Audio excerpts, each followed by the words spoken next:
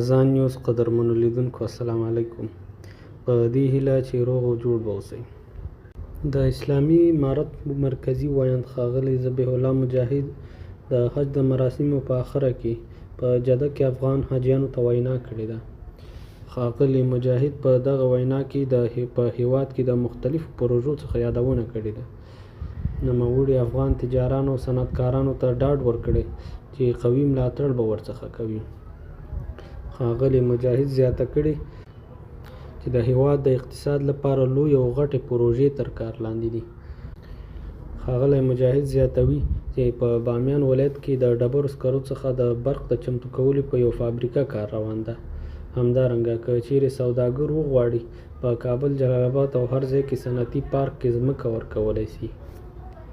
ښاغلی مجاهد زیاته کړې په هیواد کې په وړو او لوی کانونو کار روان کړی چې د هیواد د اقتصادي زیربنا او د اقتصادي پرمختګ لپاره مهم دي.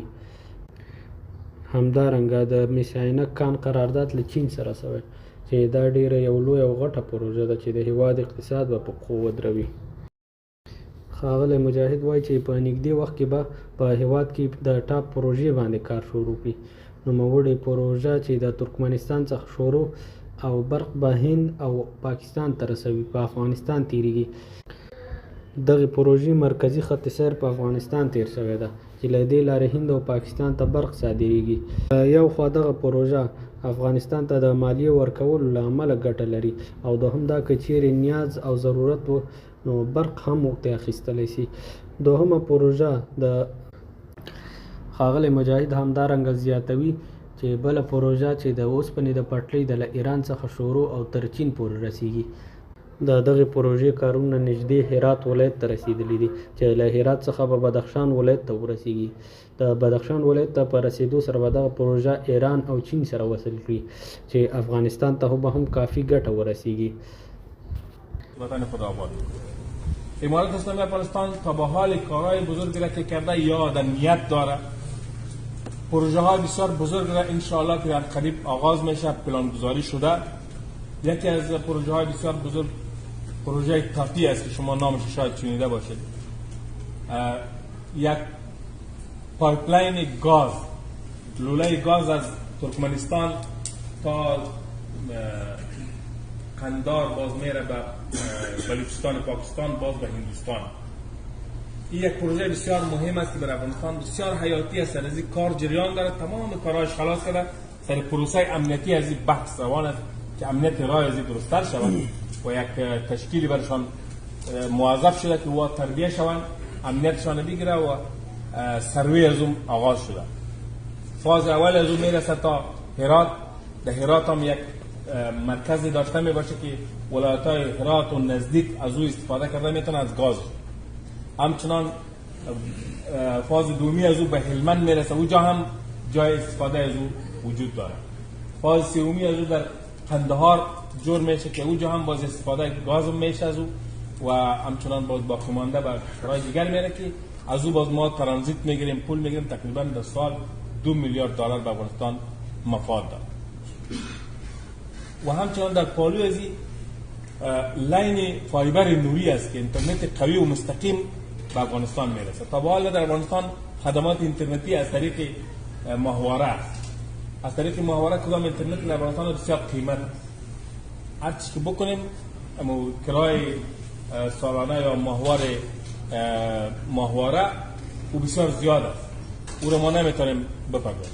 از این طریق میتونیم لین مستقیم فایبر نوری را به کشور داخل کنیم، باز تمام کشور اینترنتش بسیار ارزان شود و قوی‌تر شود مثل که در دیگر ممالک.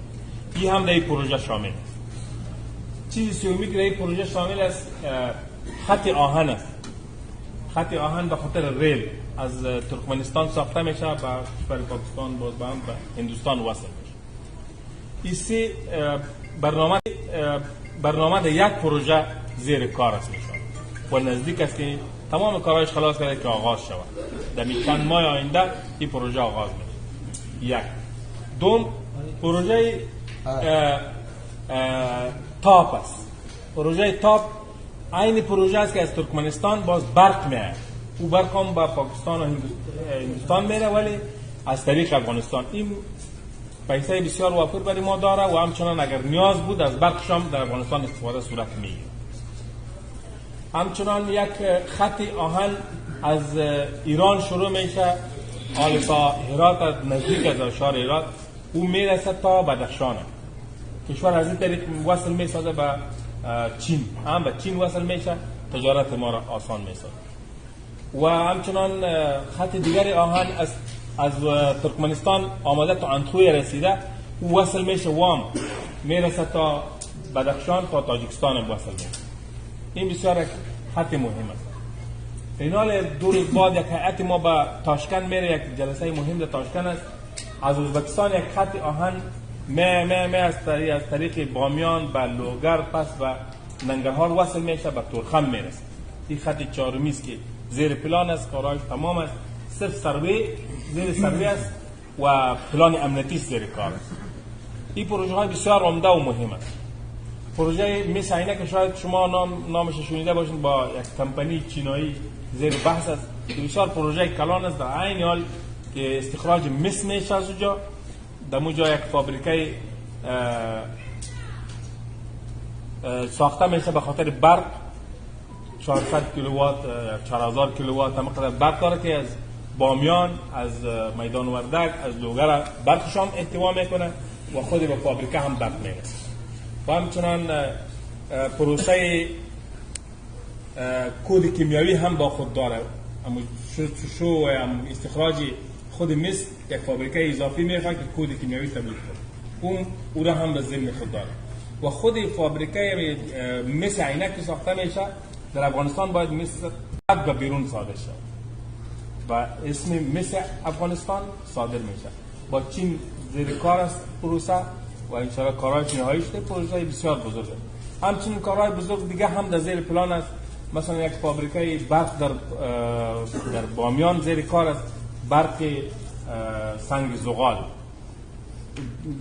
وعده کردن که اگر این برق فعال شد ما از کشورهای تاجیکستان و ازبکستان و ترکمنستان کدام برق را خریداری میکنیم با ایران، از این نیاز نیست. تمام افغانستان از اینجا میتونیم برق رسانی بکنیم. دیگر فابریکات در افغانستان حال فعال هستند. برادران میدونن، آگاهی دارن که 40 فابریکه ذوب آهن دارند در کشور. یک مشکلی که ما داشتیم امارات اسلامی که آمد مواد خام نداشتیم. آهن از افغانستان هنوز هم به پاکستان و دیگر جاها صادر میره، قاچاق میشه. امارات اسلامی که آمد یک کیلو آهن هم اجازه نمیده که از افغانستان پیدا شه. تمامش پس به خود فابریکا تحویل داده میشه، آنها خرید میکنن. از اون چیزایی که آهن است ضرورت به خود افغانستان داره و سیخ گل و دیگر چیزا را همین چیزا رو میسازه. یک معدن بسیار بزرگ حال بین 3 کشور به داوطلبی داده میشه در هرات به نام معدن غوریان. معدن بسیار وافر است، تقریبا 140 میلیارد دلار مفاد به افغانستان داره از یک معدن. تمام کارهای بزرگ انشاءالله در پلان است. امارات اسلامی افغانستان متوجه ساخت و ساز کشور خود هست. افغانایی که در اینجا هستند، در ترکیه هستند، در چین هستند، در دیگر کشورها دعوت مایی است که تجارت‌های خود در بیرون هم دوام بده، ولی بخش از سرمایه را بیارن به کشور هم. در ولایات برشان زمینه سازی شده، در کابل برشان زمینه سازی است.